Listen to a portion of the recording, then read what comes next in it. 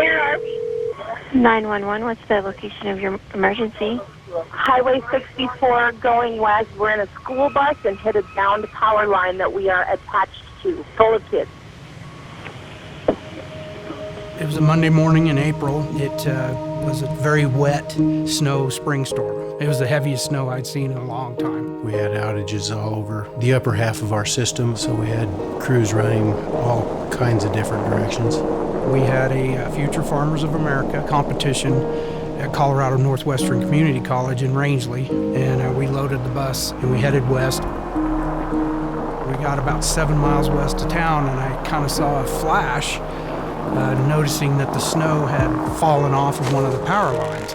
It bounced from the loss of all that weight, and the school bus caught the ground wire. I didn't know what it was at first. I saw 2, maybe 3 bursts of fire, and then it ricocheted in front of our school bus. At that point, I knew we were in pretty big trouble. It was an unmistakable sound of when wire is leaving a roll at an inordinate amount of speed, and we started dragging power lines for the next at least 100 yards. My first thought was the bus will either slow down on its own or the power lines will stop us. I did not hit the brakes because I wasn't sure if I had a charge from the power lines going through the bus or not, so I just let it coast to a stop. After seeing all the fire, vehicle that has gasoline and things like that, I really didn't want to witness my horse-judging family and friends in a really terrible accident. That's kind of the ultimate nightmare for utility people, especially a school bus with children in it. And we had everybody remain on the bus, sit down and not touch anything until emergency vehicles, White River Electric, the Sheriff's Department, and the EMTs all came. They know to tell people not to get out of the vehicle because that could create that circuit and seriously injure or kill somebody. Well, you can never assume that a wire has or doesn't have electricity in it because you can't see it. It travels at the speed of light and approaching the temperature of the sun.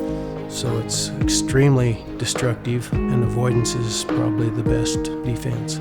Once White River Electric made the scene safe, then we were able to get the bus out of the power lines and get them pulled offside the road.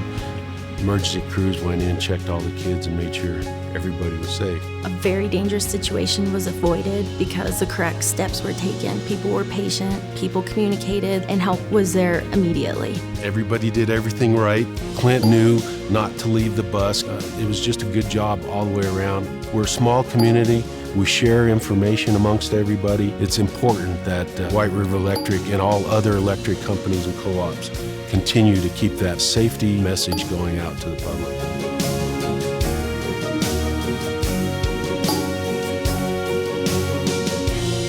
I don't know if it's satisfying, you're just very relieved, you know, you dodged a big bullet. It's one of those wrong place at the wrong time type of deals. But we were told to get back on the bus, and we went on down to CNCC and competed, and some of the kids got their name called and ended up having a good day.